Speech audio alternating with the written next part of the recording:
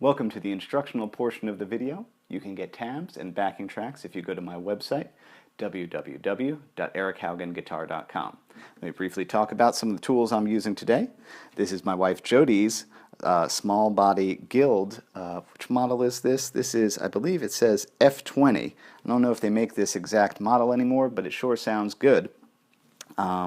Thank you to Rode Microphones for helping me out with this NT5 small diaphragm condenser mic. That's what you're hearing on this track right now. And now, on to the learning. We have a capo up here at the 7th fret to begin, and all I do is I'm starting with just a simplified G chord. You know, a lot of times if I'm going to do fills, I'm going to count from the capo. That's 3. That string is muted out. I'm hitting 0, 0, 0 on the D, G, and B. Our little opening melody on the G string, O, 2, O. There it is. So it's just very clever picking so that you can make sure you get, and then when you strum through you gotta get to the B but not too far. And then I do a little cross-picky thing. And that's, you know, very much inspired by Mr. Dave Rawlings, who those of you who follow my channel know I'm a fan of. And that is 3 on the A string there, 2 on the A string, and then O2. And then we go back to that main melodic figure, O2, O. Now the song moves up to an A. And so yeah, again, clever strumming, 0, 2, 2, 0. And then I kind of mimic the cross-picking figure a little bit. So I just started a cross-pick. That's 0 on the D, 2 on that G, and a 0 up top. Now, couldn't really get it smooth, so I just go. So I just cross-pick the first little thing to get that chimer. Back to that main figure. So there we are again. The song moves up to D. In general, I avoid this D. I like to go low, so I'm just doing, you know, 4 on that G.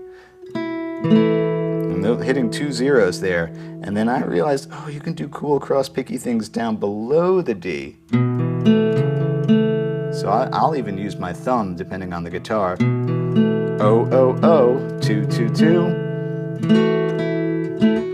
You know, so 4, 2, 4, and back to that main melodic figure. And this time, though, when you land on the G, I have my pointer finger down on the 2 there of the G. Same little cross-picky figure here. It comes around again. Different little fill in here. So that's 3 and a 2, kind of implying a C chord. Open G there, 2 and 0, and then kind of down low, implying that's 5 and 3, implying an A minor. Yeah, that's the little fill there. So that bar.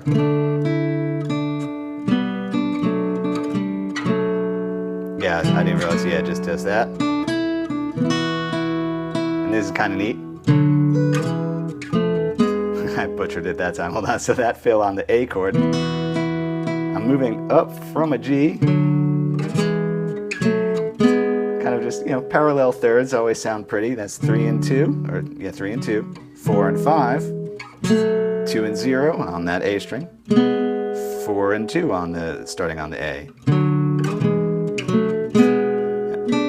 And that feels the same.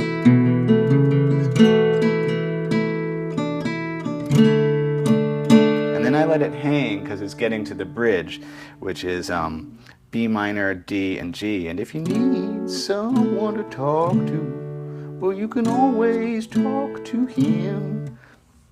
In general, by the way, Randy Newman's Sail Away is one of those records I hadn't discovered until recently, and I'm like, where have you been my whole life? This record's amazing. For those of you who follow my channel and you like Tom Waits and some of the other wacky stuff that I like, I feel like Randy Newman is in that category. He's like a goofier New Orleans, LA, Tom Waits, frog voice kind of guy. He's great. Brilliant. I mean, just brilliant. Okay. Anyway, back to the bridge.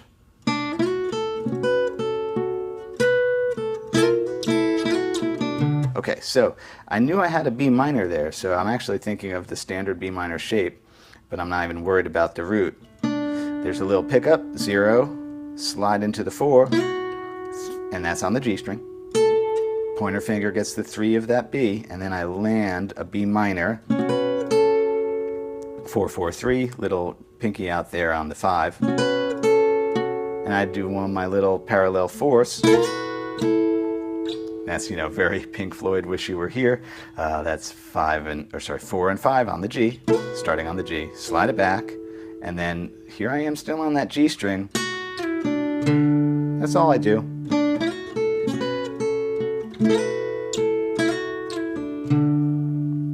Comes around again. A slightly different fill here. So that one starts off the same. But this time on the D, I get 0 and 2, and I have my pinky out, so I don't do sliding 4s. But then it's still the same way out of it. Comes around again.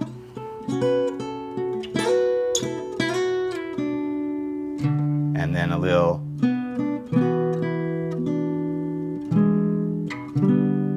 Yeah, because it hits an A there, so where are we? And then, yeah, you can lean on him. So the lean on him part, that's an A. 0, 2, 4, starting on the A string. 2, O, and then I kind of get the lower portion of an A chord. Down there, that's 5 and 4. And there is a C chord. So I put like a C over G here, 3, 3, 2. And then we go back around to do the melody one more time. But this time I don't do any fills, I just kind of keep the beat going, which is actually harder than it seems.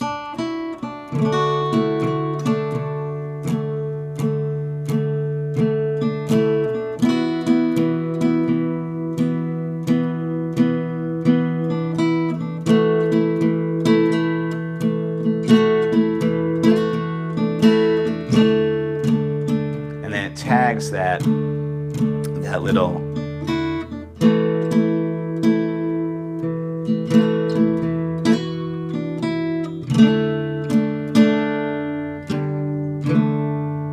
yeah, that type of stuff is funnily hard to do because